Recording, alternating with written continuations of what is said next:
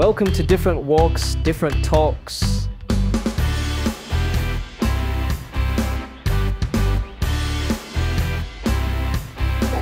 So are you ready to move on to the Dysgraphia now? Okay.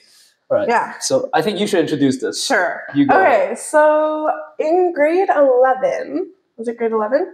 Yeah, it was the start of grade 11. I was diagnosed with a learning disability. That's late. That's very late. Really late. That's like the latest. Do you want the whole story leading up to this? Sure. Okay, so kindergarten, I'm in kindergarten, right? And I'm doing normal kindergarten things, and I'm writing, I'm learning how to write. And my handwriting is atrocious, as is normal kindergarten. Right, children. exactly. You can't differentiate. No, it did not improve though. My handwriting is still atrocious. It's improved a little bit. I at least now put spaces between my words, and my good. letters are consistently terrible, the same amount of terrible. Okay. As opposed to I'll have one good A in grade in JK or whatever. I would do one A that's good, and then one that's terrible. Anyway, so now they're all semi good. But back then it was just all back then it was just all bad and very inconsistent. And I would write capitals in the middle of sentences and things like that. And so that was normal JK things, right? But then we got to grade 1, and that was going okay. I still couldn't spell words properly. Just because you couldn't do it physically, right? Well, not necessarily because I couldn't do it physically. My brain has no concept of phonetics, at all. Okay. So sound associations are not a thing for me. What does that mean? Sorry. So you know how A-N, Ann is Angus? N, yeah, kind of. You know how T makes a T sound? Yeah. That's not intuitive to my brain. So sounding out words, I don't. Oh, so that's why you can't spell, because when the teacher says the word, you don't know what's going on. I don't know what the letter is associated with the sound. Unless you, I have trained my brain to memorize. The sounds? Not the sounds. What the heck? Part of the sounds. I still struggle. J and G, to me, sound the same. They make the same sound. What is J? J? Yeah. And what is G? G is G. G. Oh. You see? That's not intuitive. What? It's crazy. Anyway, so grade 2 rolls around, and I'm reading, and I'm obviously reading terribly because I can't do sounds, which isn't... Can you not read as well? I can read, but that's because I have learned... You've learned to just learn it. I've learned to learn it. You have to learn it extra hard. Yes. What the heck? Wow. I'll get into the whole reading versus writing thing in a minute, but grade 2 rolls around, and I'm doing terrible in writing. I have a C in writing, and I was a straight A student, just all through elementary school. I was straight A's except for English, where I was always B's or C's. This was the only C I got, was in writing and English. And I hated it. I hated writing. And I always used to make handwrite things, and I couldn't spell words. Anyway, so they flagged me for a reading issue. They pulled me. So the way that our school system works is if you're flagged for having a reading issue that could possibly be dyslexia or another learning disability, you get pulled into these side groups, and you stay inside for lunch recess. And that sounds even worse. Do more studying? Yeah, I'm getting to why I got pulled out of the group. You stay inside for lunch recess, and you learn phonetics, and you learn how to read, and you learn all of the T makes the T sound. Oh. So you're learning that inside at lunch. Well, I didn't like the fact that I was missing recess and not able to go play with my friends, so I said screw it and started to memorize the sounds. Okay. So then we go to grade 2. I'm doing the reading comprehension thing, the assessment with the teacher. That's they do one-on-one time with each student. Okay. And I say, because they had talked to me in this little group about this teachers will test your reading comprehension, and did you understand what this sentence meant? Right. So I decided to be smart and tell my teacher, oh, you're testing my reading comprehension. Well, then my parents had a meeting with my teacher, and she was like, yeah, so Emma's fine. She doesn't actually need to go to the groups anymore because she said, you're testing my reading comprehension. She's obviously picking up on what the group is telling you. Except I was just 2 and just repeating what I had, or I was in grade 2 and just repeating what I had heard. That's pretty smart. So I got out of the reading groups, which actually was to my disadvantage because they had caught that something was wrong in grade 2. So someone had recognized that something was wrong. That was good in a way, actually.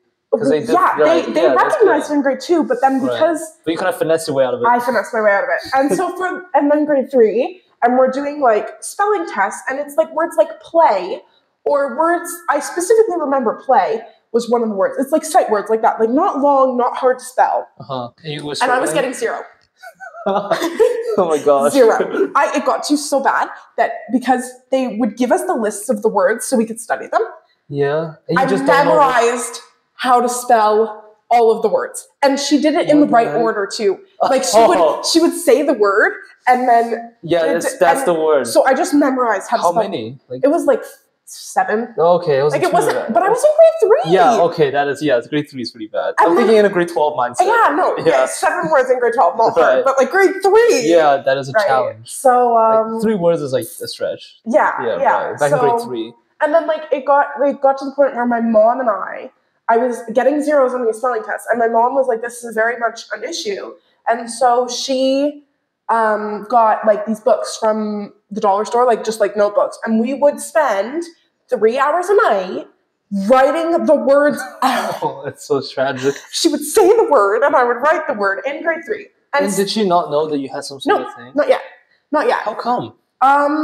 It didn't click that, because like if you think about dyslexia, right. You think about you have problems reading. Right. Well, my problem wasn't with reading. I could read just fine. I hated reading because I actually, like, the sound associations are still not easy, but I can still read. Like, I see. Anyway, so she just didn't think you had dysgraphia. Well, because we had no idea what dysgraphia was until I got diagnosed with it. Until just you, right? Exactly. I've never heard of this. It's rare, right? So it must be rare. It is. It's rare. Well, it's because a lot of the times it's people with dysgraphia also have dyslexia. Oh. And so it just kind of falls in. Oh, I see. Anyway. Yeah, so fast forward, I'm still struggling all through like grade 4, grade 5, grade 6. Grade 6, COVID hits. We switched to Chromebooks. So I get spell check. That's so nice. So it disappears because... Right, it gets even like more embedded into it. Exactly. And at this point, I had learned, screw it, I'm just going to use words that I know how to spell. Oh. Instead of words that I need. So like specifically, I can't spell specifically or specially. I can't either because I'm just lazy. Instead, I use like, for example, words that I can spell. Right. Awesome. I don't know how to spell awesome because I mix up the E and the W. I put the W in like some weird spot. What? Yeah. But can you spell now?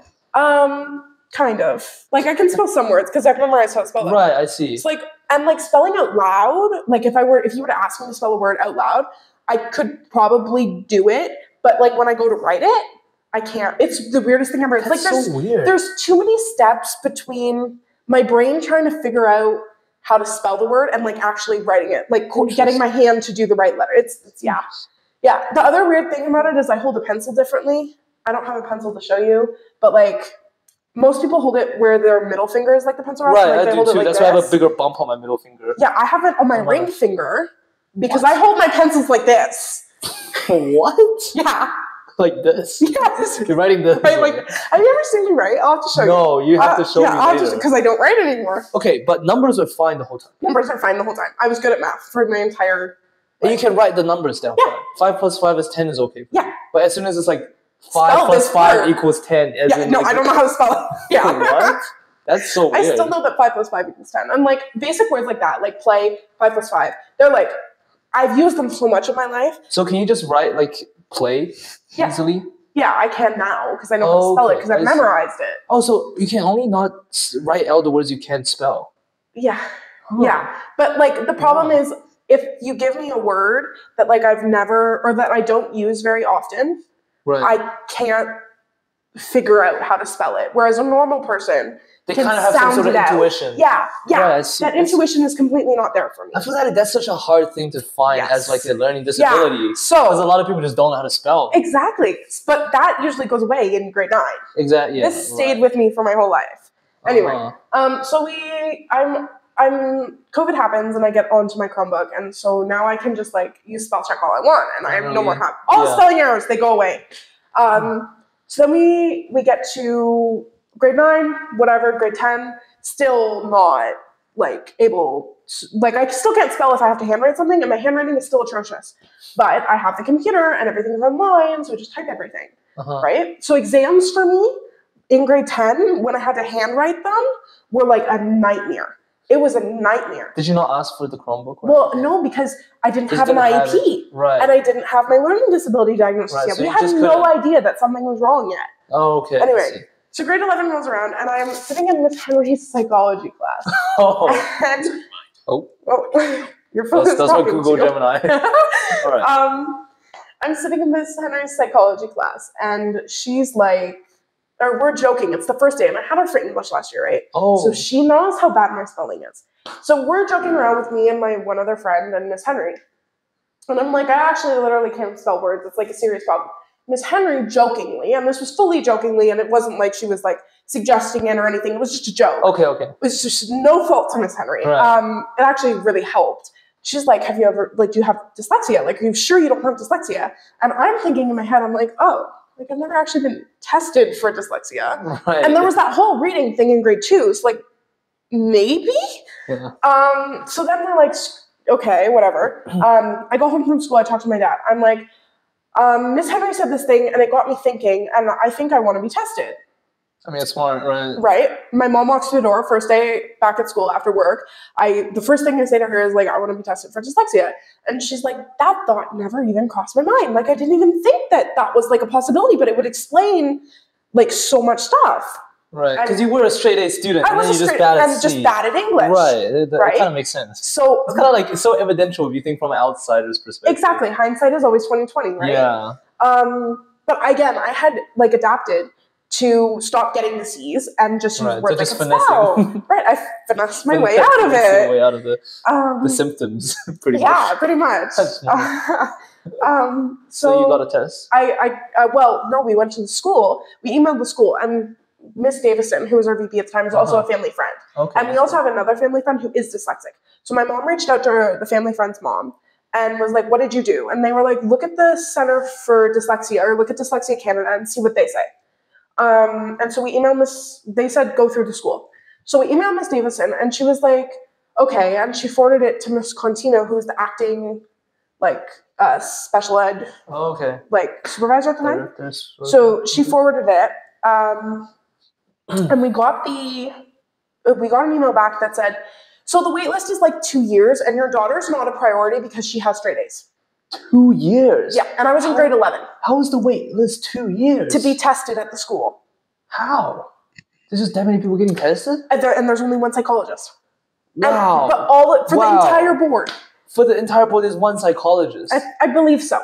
That sounds so silly of us. Yes. That's the thing. What? Yes. So there's so many schools, so many people. And we were straight up told 2 years. Your daughter will not be a priority because she has 90s across the board. Bruh. Because I had been supplementing with words I could spell. Wow. And I was doing everything typed. So it was like not an issue because like it wasn't affecting, it was an issue, but it wasn't affecting my 2 years, I just can't 2 comprehend. years.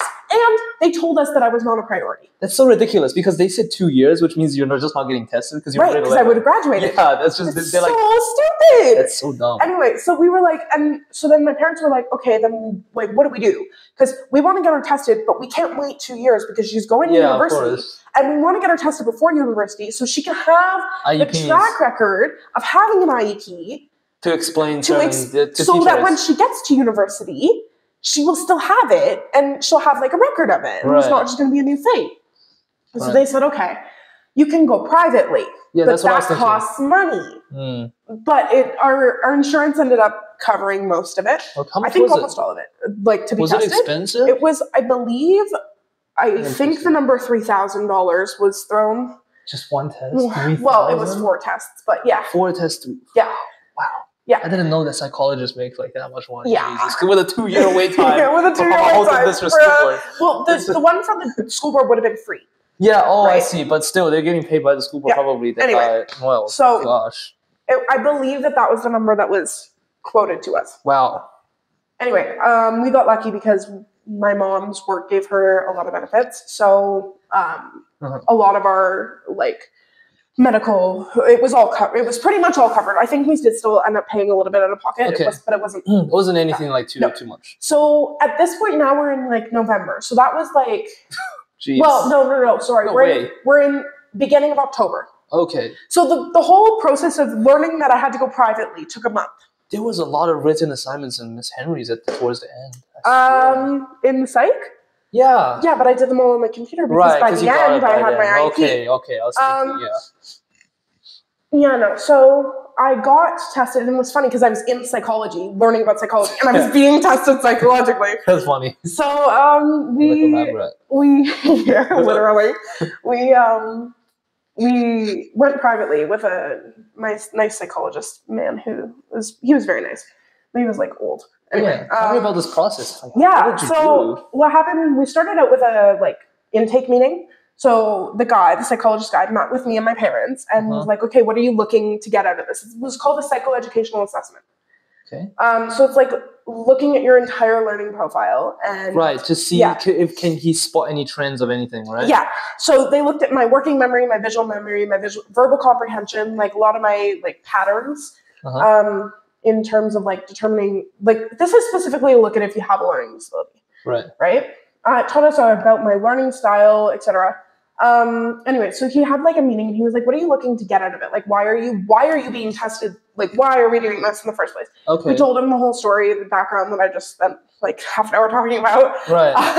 This is interesting. And he's like, "Oh, okay." And he asked me for all my report cards from JK. I was thinking about that. That's what I thought you meant at first when you said he looked at your trip. Yeah, no. So from JK to grade 10. Grade 10. Yeah. Right. So you sent him everything. I had to get it from the school. Right. So then I got it from the school. This was a whole thing. Got it from the school, and then I sent it to him. I brought it with him, and there were 2 in-person assessments that I did. One of them was to test my comprehension, my verbal comprehension, my memory, my working memory, my processing speed. And then the second one was to look at my reading, writing, and math abilities. So I got this booklet, and I worked through the booklet, and he timed how long. Booklet? Yeah, it was a math booklet to start. Timed how long it took me, and then we moved to a reading booklet where it was read me this story and tell me what happened. Okay, so you were doing fine in the reading? I was doing fine at the reading part because they were all words you know? All words I knew. I see. So he's you're fine, get out of here. Yeah, right, exactly. So for example, if you give me a word that I've never heard pronounced before, I can't figure out how to say it. Oh, I see. You don't even have an idea where to start. No, okay. I wouldn't. I see. Anyway, so... And then the other weird thing that happens sometimes, not often, and it's only with certain words, is I'll look at the word and I'll be wait, is that word actually spelling what I am trying to say? So especially, it's so prominent with especially. I have a lot of trouble with S's. Anyway, so I look at the word especially, and I'll be is that word actually spelling especially, or is it spelling something else? Oh, that I'm not differentiate whether it's yeah. I can't figure out if it's actually spelling the word that I'm trying to say, and it only happens for certain words, and usually only when I'm really interesting tired. Condition because it's just so murky, and it just feels like you're just bad at spelling, so it's really hard to diagnose. Yeah. So Anyway, so then I did the whole reading thing, and then he had me write an essay about a game that I like to play or whatever. Okay. So I hand wrote in front of him. In front of him. There was supposed to be nerve-wracking though, right? Yeah. Hand wrote. Just staring at you while you're staring at me while I'm Hand wrote a 3-paragraph essay. It was a page and a half. But my handwriting is also really big because the whole motor function of how to write words is not properly developed. Anyway, so I wrote him a page and a half an essay, and he looked at my essay, and then the test ended. It was fine, and we were done. We then waited for 6 weeks. So now we're into because he had to analyze all the stuff and write his report. Yeah, and this report was comprehensive. It was 15 pages. Oh wow! I just don't understand why it takes so long. No. How did he get trained to do this? I mean, he went to school for it to And the other thing was they did it on scales. So if I had my report in front of me, I could show you, but you have levels of things. Kind of, yeah. Oh. He ranked me in based on certain things, how long it took me to do certain things, how well I read this word, et cetera, et cetera. Ranks me in comparison to my peers based on a specific scale. So there's a scale that's universal across Ontario of anyway. So he obviously learned how to do all of this and see the trends. Right, I see. That's interesting. Yeah. One of the other tests that he did was he had me take sounds out of words. So for example, the word silk has Oaks. I-O-K, right? Like it's those sound letters. So he would have me take out the O, but that took me like 10 minutes to do. What do you mean, like take out the O? So like if you're sounding out the word sa-I-O-K, you take out the O sound, you end up with sa-I-K. Oh, it took me 10 minutes to figure out how to do that the first time. Huh. Yeah, and then put it all together and you have to say it. Sick. Yeah. Oh, and you couldn't I can't do that. What? Even when you put the O, you're like so. Yes. What? Yeah. Well, so I think he caught it then. Obviously he did. Right, yeah. He's an expert. Yes. Anyway, so we got this whole report done. Yeah. And he gave us a report and we had a video call with us to analyze all the stuff. My working memory was like 98th percentile. My processing time was like 45th percentile. And for reference, I think it was like 96 to 100 was like extremely like high. How do you above average? I want to ask, how did he measure that stuff, like memory processing? The time it took me to do certain things. Oh, and like if he would say a string of numbers and then I repeat the numbers back. Oh. How many times I messed up? How long it took me to between him saying it and me repeating the numbers back? Right. Yeah, and how much I could work with them in my brain. So like he would give me like a string of numbers like 4, 7, 5, 1, and he would ask me to repeat them back in like lowest to greatest order. Oh, I see. 7, 5, 4, 1, like that. Yeah, that kind of. Yeah, it's kind of like an IQ testing. Yeah, kind of exactly. Interesting. This is also the test. This also encompasses the test to determine if you're gifted. Oh, is it? Oh, I've never done this. Yeah. So this is the same test that they use for that. So I got like high 90s in most of the stuff, and 96 to like 100 was like above average, like extremely above average. Extremely above average. Gifted. Yeah, right? 98 is gifted. Okay. Extremely above average, and then above average, and then it was like I think it was like 35 to 45 was average, and then like 9 to 35 was below average, and then 0 to 9 was like horrible. You're like devastating, extremely below average. Okay. So I scored high 90s, low 80s on most of like the memory processing, verbal comprehension, that kind of stuff. Right. We get to reading, like where he tested my reading, and I was scoring like 55, 45. Too bad. It's average. It's average. So my reading was average, but look at it compared to my like other. Right, I see. There's a big fall off. Right, I see. We get to spelling, 18th percentile. 18th percentile. Oh, gosh. Yeah. That's devastating. Exactly. Compared to my 98 for memory. You have like a whole like. Yeah, 18. And it's like below average. It wasn't like crazy below average. Like it's obviously below average. But yeah, but compared to all your other stuff, it was like, and it's a persistent issue. In my essay that I had to write, I spelled strategy 3 different ways. Once with an E, once with an A, and once with an I. None of them were right. That's so funny. Yeah. And like I didn't even like go back to reference it. I just like I spelled it like 3 different ways. Like I had you no didn't finesse the system. No, we were trying to figure out if there was a problem. So you didn't want to finesse the system. You just want to spelled it 3 different ways. So I spelled it 3 different ways. That's so funny. Yeah. So then he was like at the end of my report, he was like, I was like a lovely individual to work with, and she has a very mild learning disability in the area of writing, otherwise known as dysgraphia. Oh, so that's so that was like the whole process of getting diagnosed. That was just getting diagnosed. There's even more to come. There is more to come, yeah. But he did say to us, like in person, like he really struggled with whether or not to diagnose me with it.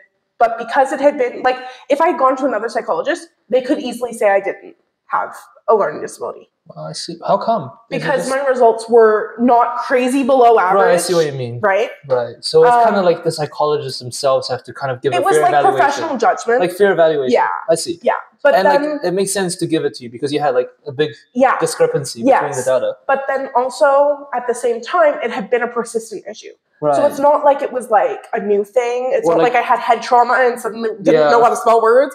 It was a persistent issue that like repeated itself multiple times, obviously evidenced with like strategy 3 different ways in my writing. Yeah.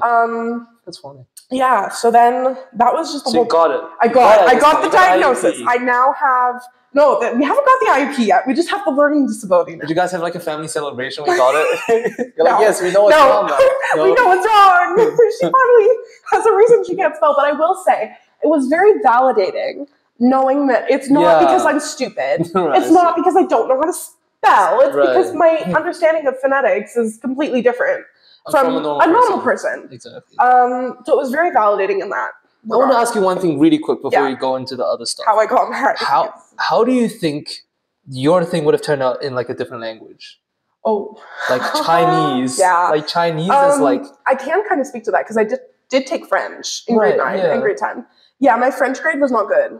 Because again, no phonetics. Wait, you might be fine in China though, because there's no phonetics. No phonetics in China? There is like pinyin, which is phonetics, right? I see. Oh yeah, so there will be a problem. If there's any sound, if there's any like symbol association with sound symbol associations. Oh wait, you'll be terrible in Chinese because every letter there's 5 ways to say it. Oh yeah, no, that would not be good. Yeah, it's like huo, huo, huo, huo. Right, and so the same huo has 5 ways to say it. Yeah, that would not be good. No, because I also have trouble pronouncing words and like letters sometimes if I don't know how to like imagine like English like especially, but there's 5 ways to say especially. Like especially, and they all mean a different thing every way. I would not survive. No. Wow. Yeah. But so you got the diagnosis. I got my diagnosis, So now we were like, okay, what do we do with this? So then on the report, he had listed a bunch of things that might help me and like what you could share this with your school, but if you do, these are the accommodations that I would recommend. So we were like, okay, we shared it with Ms. Contino, who is still the acting supervisor head. We're in December now, by the way. This is like the 2 weeks before Christmas break. Oh, okay. Okay. So we send it to Ms. Contino. She gives me a form to sign with my teachers or with the VP and with the psychologist that says, yes, we can, because it's confidential information, because it can be used as a discriminatory thing it's really up to me and my family whether or not I share it. Obviously I'm okay sharing it, or I wouldn't be. I don't think too much people this way. No, I mean, but like I also don't have a very significant learning disability. It's not and it's very mild, so it doesn't really affect my life other than if I'm writing something. Anyway, so we had to sign a form. They sent it to the psychologist. The psychologist looked at it and was like, okay, yes, you qualify for an individualized education plan and accommodations. So then I got a blanket IEP, unofficial IEP at this point, because we still had to go through a process with the school. It's a long process. Yes, it took us until March to get my official. What? Yeah. Jeez. And we started this in September of this school year. Wow, that's why did they make it so long? I know. So I got my cert and Miss Dagenhart, she's a lovely woman, and I got like blanket accommodations. And so my had it like formalized, and then we had a meeting with. So that was before Christmas break. Christmas break happened, it was done, and then January came back. We came back to school. We were told we would have an IPRC, which is like a meeting with my guidance counselor, the psychologist, everyone, so many people. Why? So my parents came to the meeting. It was the vice principal, Miss Giamatti, everyone, what the heck? Miss Dagenhart, me, the spec ed person, and like another person from the board. And you're a psychologist? Not with my psychologist, but the school board psychologist. Oh, the school board psychologist. Didn't have to be there because it was just a formality, but they could have been. Jeez, So it was like, and we were all crammed into conference room A, which is notoriously the hottest conference room in the school, and I was sick. Oh no! I'm sitting there with a mask on, and I'm just like, oh, everyone's scared of you. Over. Yeah. So then we had my IPRC, and then actually, funny enough, if you look at the first draft of my IEP, there are comments from my teachers at the time. So Miss Henry, Mr. DeMello, Miss Albert, and Miss Reese, was it Miss Reese?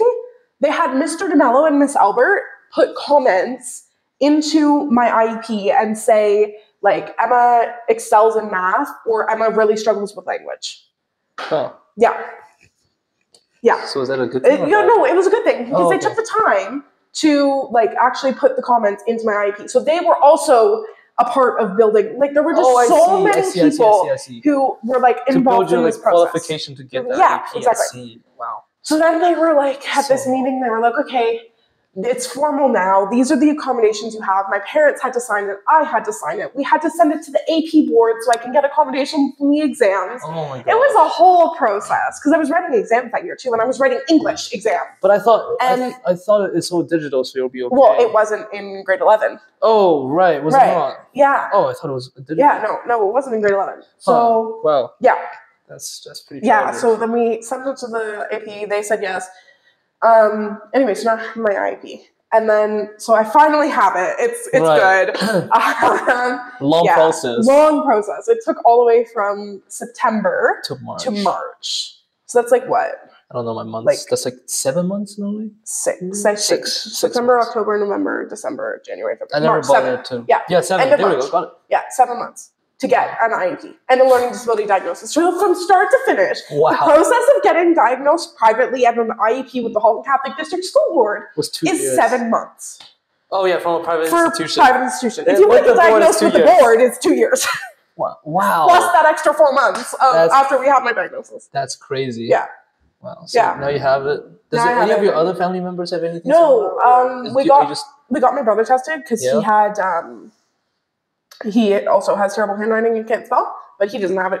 He just can't spell and has terrible handwriting. No, but he was the psychologist said that if he worked at spelling more, he would be fine. He just didn't like spelling. He just didn't like writing or reading. Yeah. So, but yeah. It's kind of me. I'm bad at spelling. I just rely on Grammarly. Yeah. I mean, I rely on Grammarly, but yeah. Yeah. Anyway, and then the other thing was because I didn't have it in grade 9 and grade 10. Right. I then went into grade 12 with Miss Kroll, my grade 9 English teacher, who I didn't have it in grade 9. Yeah. Now I have it in grade 10. It's like, anyway, she was very nice about it. She was like, she had no problems with it. Right. I did have a teacher once ask me if I really needed it, and I'm like, yeah, I do. Yeah, they're like, no, you don't need it. You're doing great. You're doing great. Yeah, but with like math and like physics and chemistry. Oh yeah, how is physics and chemistry? So with math it's fine because it's just numbers. Right, and like Mrs. Coulterman's, So and then Mrs. Coulterman's like tests, the communication questions are like 2 sentences. Yeah. So like if it's 2 sentences, you're okay. I'm fine. You'll tough it out. Yeah, I have to tough it out. I'll just like spell everything wrong and guess what I mean. Yeah. Right. But physics is like it's a bit different. Yeah, physics and chemistry were so one of my accommodations is that chemistry does a lot of written too, right? So one of my accommodations is that I'm supposed to be able to use a computer for any written responses that I have to do. Mm-hmm. So like even if it was a word, I could argue that I could use my computer. I won't. Pain for the teachers. It's a pain in the butt. Yeah. I won't. But for chem, I remember the exams. Actually, you know what it really affected was bio. Because bio is like all written. Yeah. So then, right. So in bio, I was going to ask you that. Yeah. This whole talking. So sorry. No. It's fine. So bio in grade 11, Miss Van had me type all my answers to all the tests. That makes sense. Right? It's all written. I don't know if you remember that, but yeah. It's all written. No, I don't remember that, but no, I had to sit in the corner and like turn my desk around. So like the chemistry. Oh, I did not remember that. For the chemistry exam, this year I wrote all of my I wrote the math stuff out on the paper and then I typed out all the like written questions. I think there was like 2 or whatever. Mm-hmm. I had to turn around and Mr. Presto like stood behind me and watched me do it. And I was staring at everyone else writing the exam. So like for all of my yeah, I know. For all of my bio tests now, I sit at the front and I type it on the bio computer that she has in the room. And I write my test at the desk. So I'm staring at everyone. That's so funny. Everyone looks up to look at the clock. They look directly in my eye. Yeah. Like, she's a computer. It's not fair for us. Yeah, that's the other thing. Is a lot of that's a lot. Yeah, a lot of people they don't know we have. A lot of people. Emma's cheating. She has an IEP. She doesn't need an IEP. Like I have had people tell me I don't think that you. I remember people said that. I was like, they're like Emma's writing on the computer. Like I was like, what? They're like she has an IEP, and I was like, what IEP could she possibly have? Like she's doing fine in all the other courses. Exactly. Yeah. Yeah. But if you don't know me, if you haven't read any of my stuff and seen how bad I am at spelling. I did a Google search on Dysgraphia. That looks like I can't read a single thing. Exactly. Is that how you write? No, my handwriting is... Or is that not that bad? It's not that bad. It was that bad. I have since refined. I had handwriting books in grade 3 to teach me how to write properly. And when I'm writing in cursive, my writing in cursive is a lot better than my printing. Really? Yeah. I don't know why. But yeah. That's interesting. Cursive is better. Yeah, no. So I've had people tell me that they don't think that I have a learning disability, or they don't think that I need my IEP. Right. Yeah. It kind of makes sense. It because does. Like, I understand where they're coming from. Yeah, you kind of like. But it's like shut up. You don't. Yeah, Yeah, exactly. shut up. You don't know me. Yeah, stop judging me. Right? Yeah. So it's kind of like they're praising you. You know what I mean? Yeah. I mean, yeah, kind of. Yeah, but then there's also suggesting that like I have an unfair advantage, which I mean I don't. I'm like arguably disadvantaged if I have to write. And typing is not even that much of an advantage. It's not, and I have to turn off all of my like. It's not like I'm googling the answers. I have to turn my Wi-Fi off. It goes onto airplane mode. Oh, okay. Like there's like it's Anyway, well, so that's like, but I guess for you it's fine at all. Like pretty much because it's such a mild. I don't have like a crazy. It's not like I'm Yeah.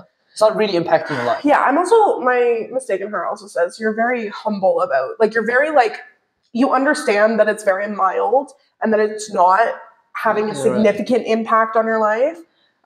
But in, like, areas where I do have to write, I am at a disadvantage. So why not use the thing that will arguably put me on the same playing field as everyone else? Like, that's fair. And I like how like here they do it so well to accommodate disabilities. Yeah. Let's not talk about like the long wait time and everything, but they have a system in place. Yeah, they do. Yeah, and it's getting an IEP is one of the hardest. Like, if you don't need it, they don't give it to you. Right. And they don't. I hear from other people that like, oh, you can just get an IEP so easily these days to get something. You really can. Right, and from your perspective, it doesn't really seem like you can. No, you have to get a psychological assessment. Right, and a board of teachers meeting. People, and like your teachers commenting. Yeah, it's a process. Like, it's not like you can finesse your way into an IEP.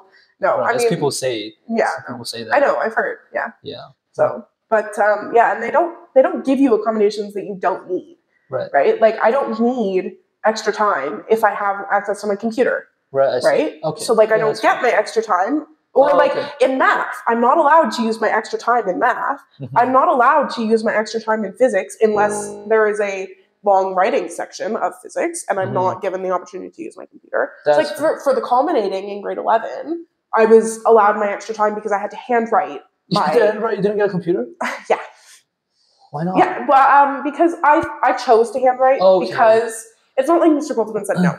He didn't. I chose to handwrite because of like the nature of the assignment. It was like it makes write sense this sentence and then draw this. Right. Or like it's all connected together. Yeah, label this diagram or like do the math and then explain why. It kind of sucks to like move to the English. Yeah, so it's like computer. Yeah, so I said that's fine if I get my extra time, I'll be fine. If you vibe with this combo, drop a like, leave a comment, and hit that sub button. We'll catch you next time on Different Walks, Different Talks.